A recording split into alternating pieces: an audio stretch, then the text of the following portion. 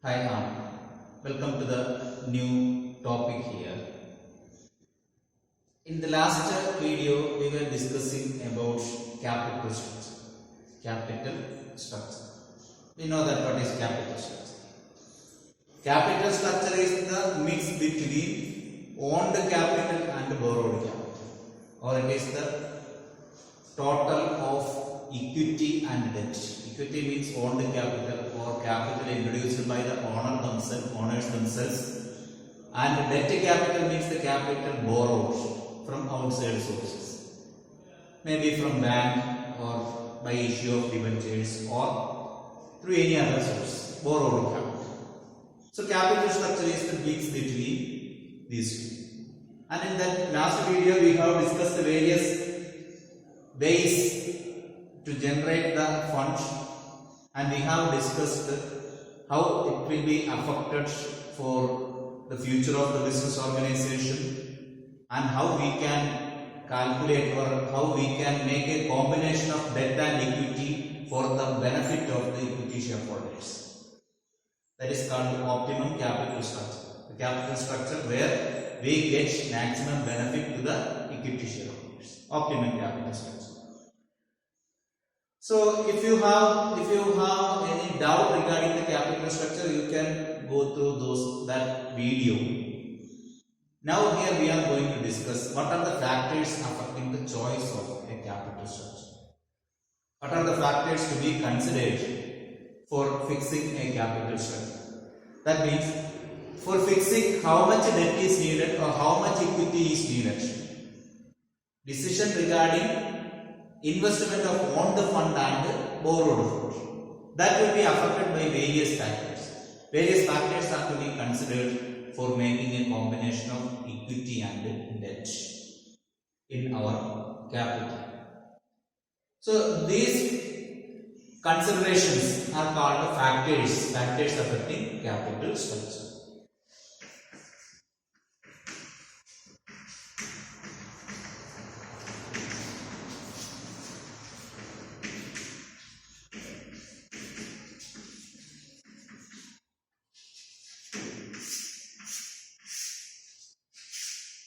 Factors affecting capital structure. The first important thing we can say that cash flow position.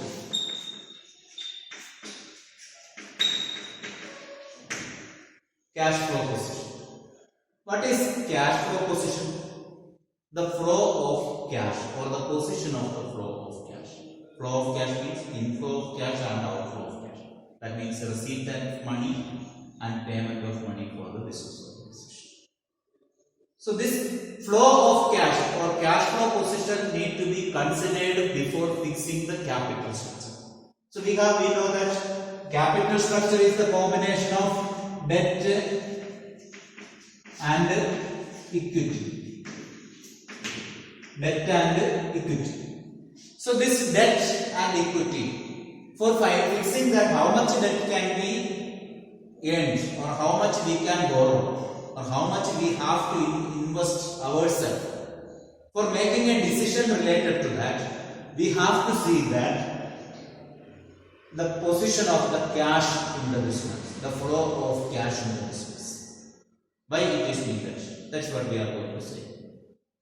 Why it is needed to consider the flow of cash for fixing the capital structure. Let us take the first element, debt. That means we have to borrow the money. We are going to borrow the money. So if we borrow the money, we know that we have to pay the money back with the interest and all. Final amount is to be paid plus interest also to be paid. Interest normally we will pay monthly or yearly. So in order to pay yearly installment of interest or monthly installment of interest, we should have sufficient cash. So accordingly, in order to pay the interest, if we have sufficient inflow of cash, sufficient cash receipt is there, we can go for debt capital. We can go for borrowing money because we have income with that money, or we have the receipt of money, and with that money received we can give the interest every year. Okay, that means if we have a sufficient inflow of cash, outflow of cash is very less, then we can go for debt because we will be having sufficient money for payment of interest. Otherwise, what will happen? Otherwise, the result will be financial risk. That also we have discussed yesterday. Financial risk. Financial risk will be the effect otherwise. That means financial risk is the difficulty in paying the obligations. Difficulty in meeting the payment obligations. Okay, that is called financial risk. So in order to avoid the financial risk, we should calculate how much cash inflow is there or how much cash outflow is there. So not only cash inflow, cash outflow also to be considered. We have a lot of cash inflow. At the same time, equal amount of cash outflow is also there. We have various other expenses to meet. Then is it wise to go for a loan? No, it is not at all wise. Why? Because we have sufficient inflow of cash. At the same time, these inflow of cash will be used for paying the other obligations.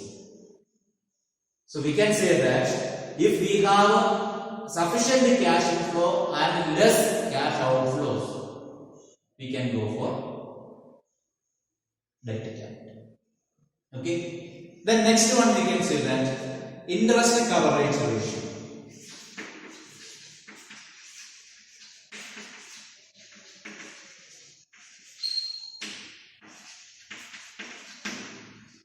Interest coverage ratio is another one. Interest coverage ratio says that how much profit is already used for paying interest, or how much profit is to be used for paying interest obligation or to meet the interest obligation. Interest obligation means interest on loan. Loan means borrowed money, borrowed capital. So in order to pay the interest for that borrowed capital, how much money we need to pay from the profit?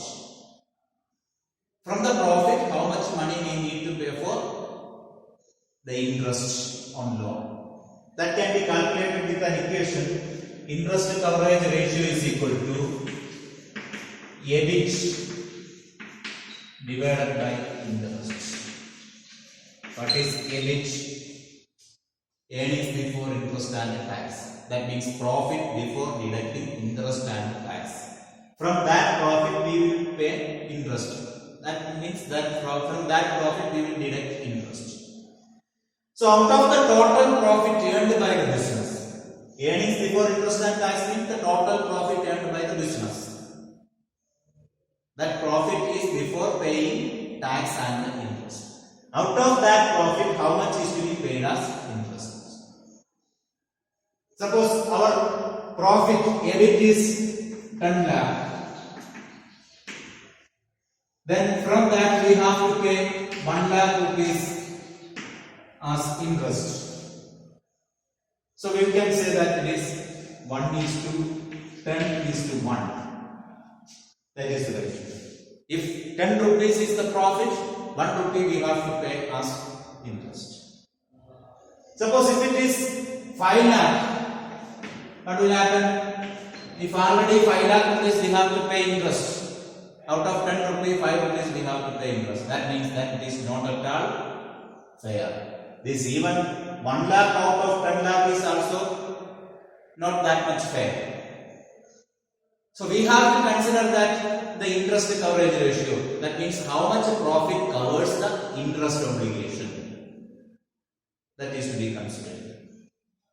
Then another important thing is debt service coverage ratio. Debt service coverage ratio. See, one of the most important limitation of this interest coverage ratio is that we have considered the profit. Profit does not mean that much money is there. Suppose 10 lakh rupees is the profit. Does it mean that 10 lakh rupees is there in our hand now? No, not at all, because this profit includes all the incomes and expenses. All the incomes and expenses means all the incomes, whether the income is already received or realized, or income is realized or received. Realized and received both are different. That means we have sold goods on credit.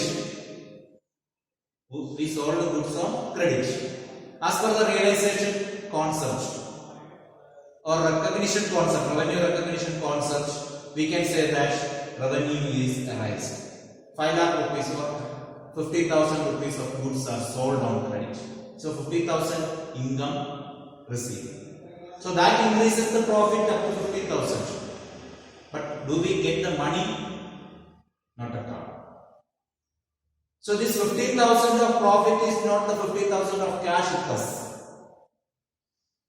Okay. So that is a non-cash income. That means it is not at all generated now or received, not at all received. So here, actually instead of taking the profit, we have to take that how much cash profit is there with us.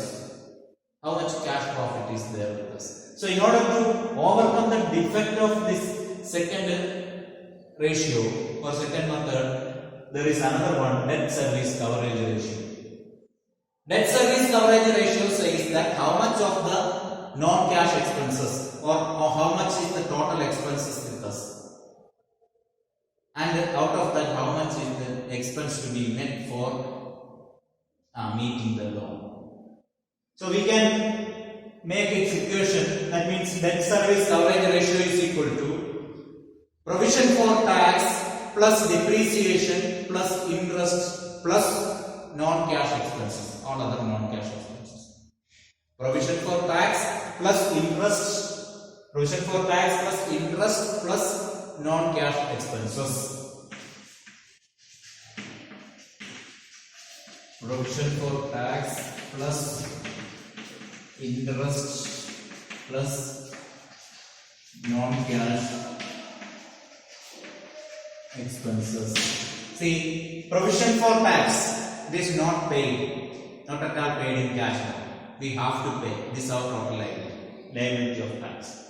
And interest also, that amount is to be paid for taking loan. Then non-cash expenses, all other expenses which are spent or which are non-cash in nature, need not be paid in cash.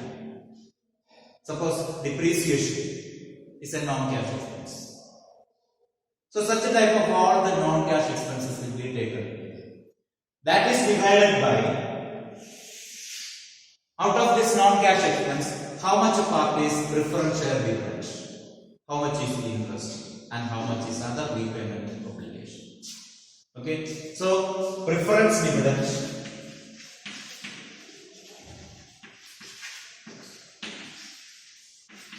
plus interest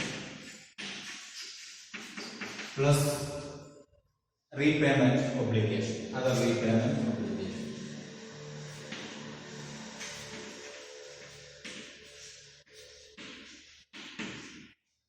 See, these are our total liabilities for capital.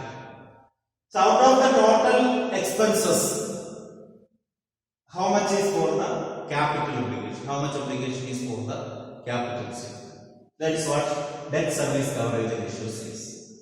Out of the total expenses, how far is needed for paying obligation for capital? That means preference dividend is the dividend paid into the preference dividend is the dividend paid into the preference shareholders. That means that also capital expense only plus interest for loan and any other repayment obligations. Okay, so that is to be considered next. Another one is return on investment.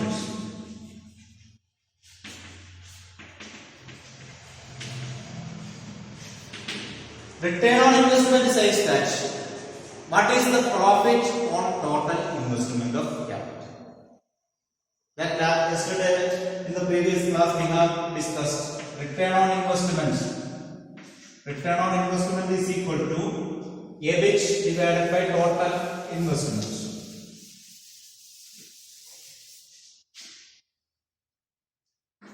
EBIT divided by total investment.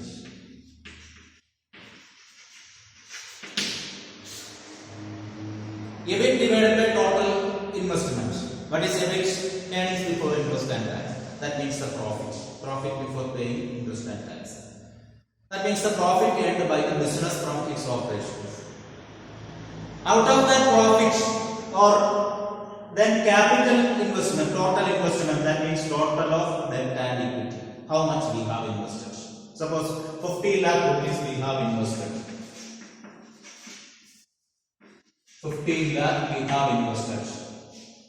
And out of that we are getting a profit of 5 lakh.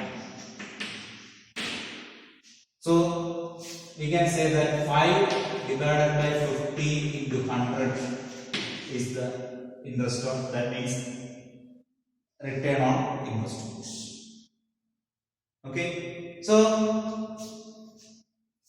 50 divided by, that means 10% is the investment, return on investment. So return on investment is 10%.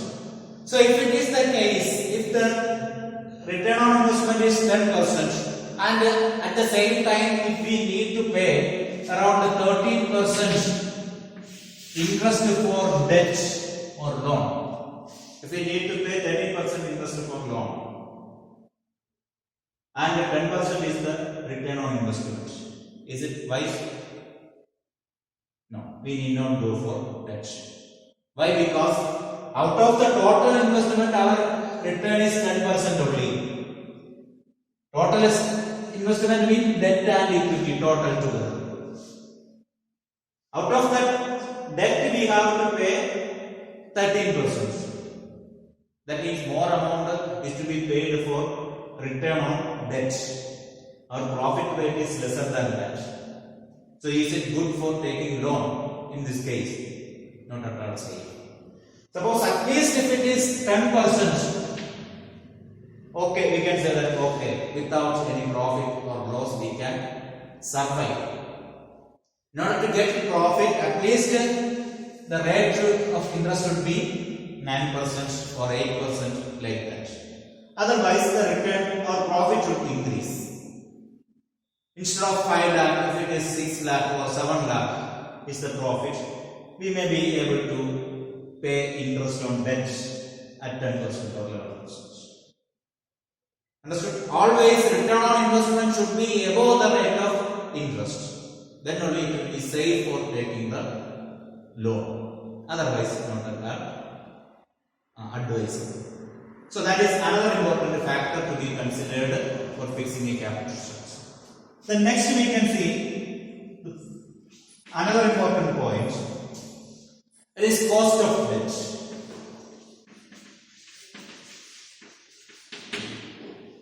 Cost of debt.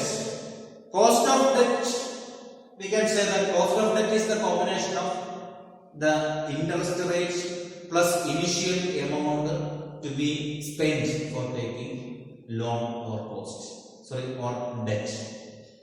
In order to acquire some debt, if we want to spend more amount for initial expenses, going for debt is not at all advisable. Or if the interest rate is more, than the normal, that means more than the cost of equity, that also not good. That's what we have told here. If the interest rate is above 10%, okay, since the profit is 10%, if the interest rate is above 10%, that means cost is more, that is not advisable. At the same time, initial cost of taking loan, suppose we need to take loan from financial institution. There we need to pay some amount for documentation charges and some other legal proceedings. We have to spend some money, initial amount. If that amount which we need to spend in the initial time for taking the loan is more, that is not at all wise in the case of taking loan. Then what we will think? We will go for issue of shares. Shares may be issued. Okay. So in that case, equity equity capital can be more and debt capital can be minimum. The next one, tax rate. Tax rate means dividend tax. Dividend tax. Suppose we can take about dividend tax. Dividend tax means dividend, you know. What is dividend? Dividend is the return for the equity shareholder or the preference shareholder. That means dividend is the return of the shareholders or owners. That means it is the part of profit given to the shareholders. For that dividend, we have to pay much interest to the government. That is called dividend tax. Suppose if the profit or dividend is 50,000 is the dividend. Out of that, it's certain percentage. Suppose 10% we need to pay to government. That is 5,000 we need to pay to government. Remaining 45,000 only can be given to shareholders. Okay. Suppose this is more. If it is 30%, suppose if it is 30%, dividend tax is 30%. How much we need to pay to government? 15,000 we need to pay to government. So how much only will be available to the shareholders? 35,000. Understood? So what we can do, if the dividend rate is dividend tax rate is more, what we can do, instead of going for equity or raising equity capital, what we can do, we can issue or we can go for borrowed capital. Okay, the matter is simple. If the tax rate on dividend is more, it is not wise to go for equity capital. We can go for debt capital. Okay. The next cost of debt we have told. Like that, another one is the cost of equity. Cost of equity. What is cost of equity? Cost of issuing equity shares. If the cost of issuing equity shares is more, then as we have told in the case of debt, it is not wise to go for equity if the cost is more. Okay. For issue of equity also we need to spend a lot of money. We have to go for getting permission from the company law board, and we have to register in the stock exchange, because after issue of shares, these shares are to be traded in the stock exchange. For that we have to list this. List all these shares into our company name to stock exchange. And for all these things we need to spend some money, and above that we have to give it, or we have to inform the issue of shares to the public. Then only they will contribute money. They have to know that. For that, what we have to do? We have to give an advertisement. Normally we call it as prospect. Okay, so prospectus is to be issued. That means we have to advertise in leading newspapers or any other media related to the issue of shares. That involves huge amount of cost. So that cost, that means cost of equity, will be compared with the cost of debt. Suppose we need some money, we need 1 crore rupees. That how to calculate, either by issue of equity shares or either by issue of equity shares or issue or borrowing money, which can be done. By comparing these two, we can decide. That is one of the elements. If the cost of equity is lesser than cost of debt, cost of borrowing money, then we can issue equity shares. Understood? If the cost of issuing equity shares is lesser than the cost of raising loan, we can issue equity shares. If it is on the opposite, if the cost of debt is lesser, we can go for borrowing money.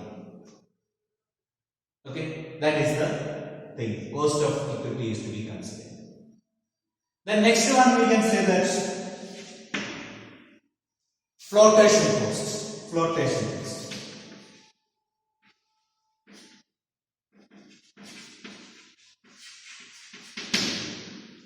What is this flotation cost. Flotation cost is the initial cost involved in the issue of shares. Here, cost of equity includes initial cost, that means flotation cost plus dividend obligation. In future, we have to pay dividend also. That also will be considered. Cost of debt also, initial amount of taking loan or borrowing money plus interest, both will be considered for cost of debt. Like that for equity, initial amount plus dividend obligation. Out of that, this one, flotation cost means the cost involved in the initial stage or cost involved in the raising of capital, equity capital or bond capital can be called as flotation cost. That includes cost in listing the share in the market, getting permission from the company law board, then all the expenses related to issue of shares. If we want to appoint some underwriters, we have to pay them underwriting commission. Means what is this underwriting commission? Who are underwriters? Underwriters are the persons or institutions, group of persons or institutions who help a business organization for issuing the shares. That means if a business organization, if a company finds it difficult to sell all its shares, company may get into a contract with these institutions, underwriters, and they will undertake the sale of these shares. So if they are not able to sell all the shares, the remaining portion will be purchased by them.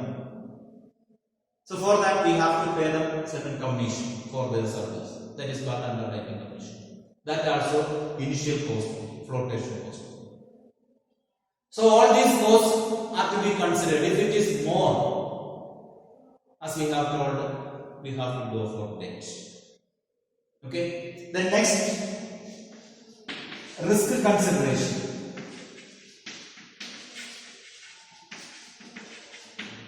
Risk consideration.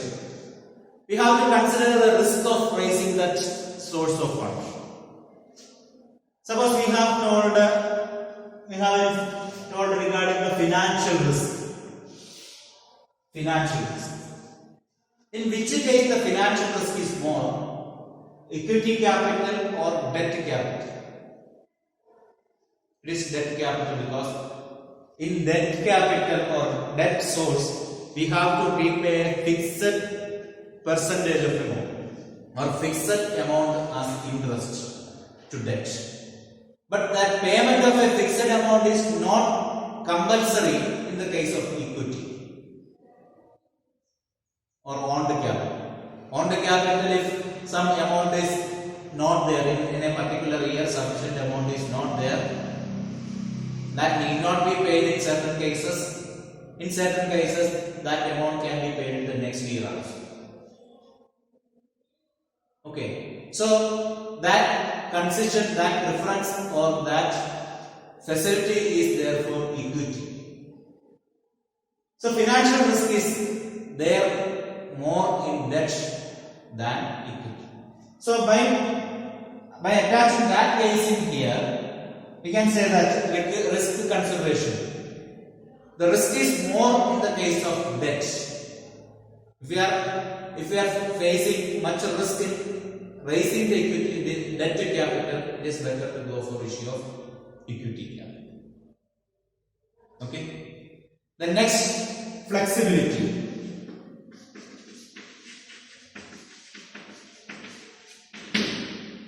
Flexibility.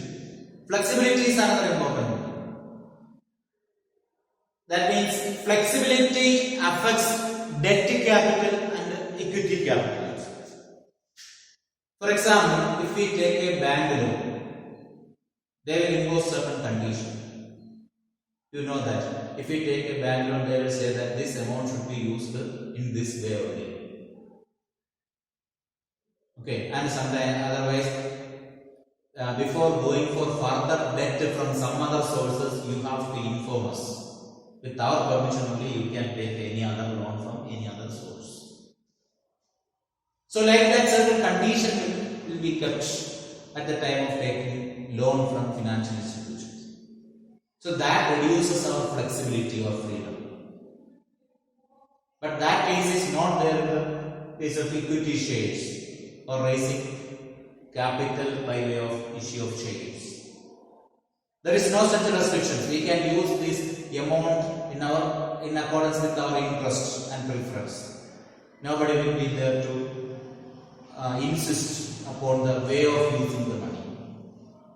So flexibility is another important thing to be considered for selecting a capital structure. If we are much bothered about the flexibility or the freedom of operation, we have to go for equity shares or raising amount through equity. Equity means on the source. Or if we are not much bothered about the flexibility in operation, we can go for even debt capital. Okay. Next we can say that control or control consideration. Control consideration means control of the owners over the business or control of the management over the business. So as far as a company is concerned, chairman will be there, board of directors will be there, and other shareholders will be there. So let us see that the company is going to issue more shares. The company is going to issue shares again. What will happen? The issue of further shares increases the owners, because all the people who are purchasing the shares are the owners. So if you issue more number of shares, the number of owners will be increased. That means the control of the existing owners over the business will be diluted or will be decreased.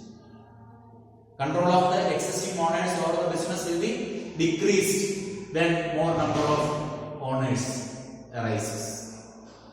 So if the existing shareholders or if the existing owners want to retain their full control over the business, what they will do?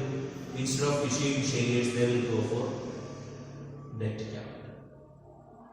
Okay, so control is another important factor. If the existing shareholders don't want to lose their control over the business, they will go for debt capital. Okay, that is the control points. Then next, we can say that regulatory framework.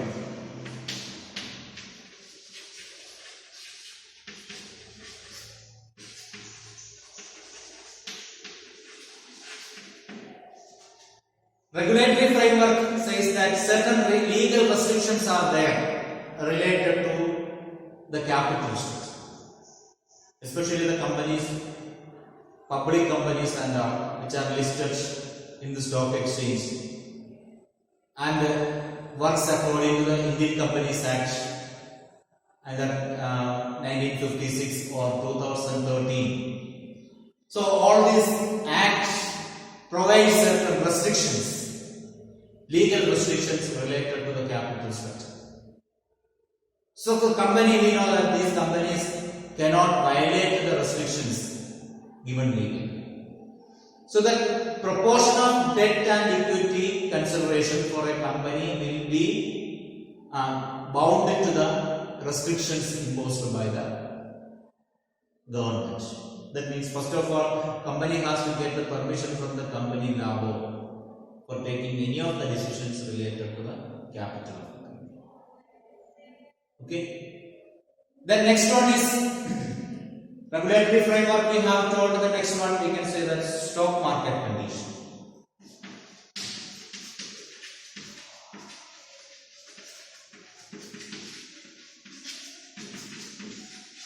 Stock market condition. But stock market condition says, if the stock market condition is a favorable one to the business, if it is favorable to the business, we can issue shares. What do you mean by favorable stock market condition to the business? That means if the shares are having good demand in the market, or if the market value of our share is high, what we can do? We can issue shares because these shares are having good demand already.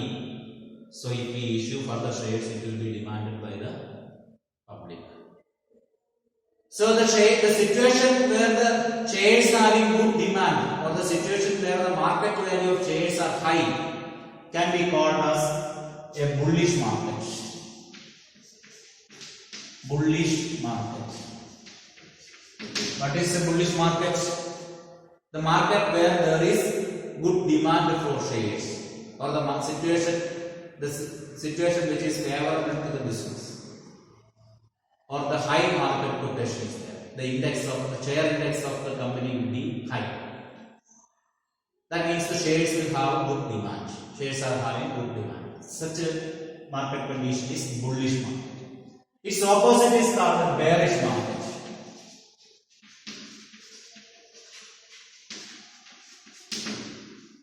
The market quotation is less, or the market value of shares are less compared. That means the market is facing a dull situation. Demand decreases. So why bullish and bearish?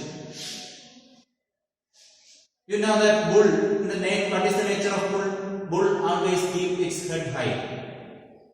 That means the head of the market is high when there is good demand. There is no demand means will market go down the head like a bear. Bear always keeps its head down. So that's why if it is a dull market, it is called the bearish market. If it is a good market having good demand, it is called the bullish market.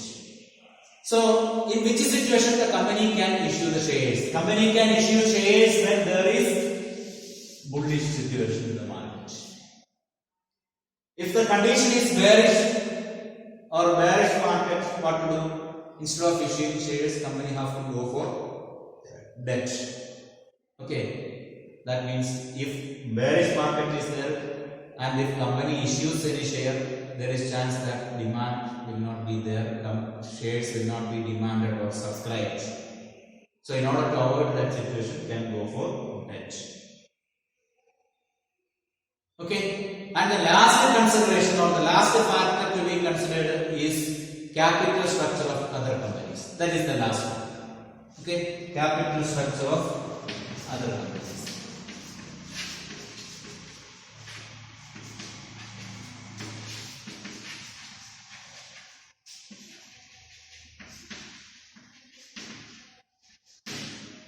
So capital structure of other companies is another important, even if it is last one, it is not the least. This is also very, very important thing. Suppose we are starting a company, or our company is there in the market. So while fixing the structure of capital, we have to see or study the capital structure of other similar companies or our competing firms. What is their capital structure? What is the proportion of debt and equity in their capital? That is to be considered while fixing a capital structure of our companies. Okay? So that means the capital structure of similar companies are to be studied before fixing the capital structure of a company. Because what is the capital structure of that company, and with that capital how much profit they are earning? That will be useful for us to fix a capital structure, an optimum capital structure for our business. So these are all the things, these are the various factors affecting the capital structure of a company. We have discussed around 14 points, 14 factors here. So you have to see all these factors, and if there is any doubt, you can communicate to me regarding this portion. Okay, thank you.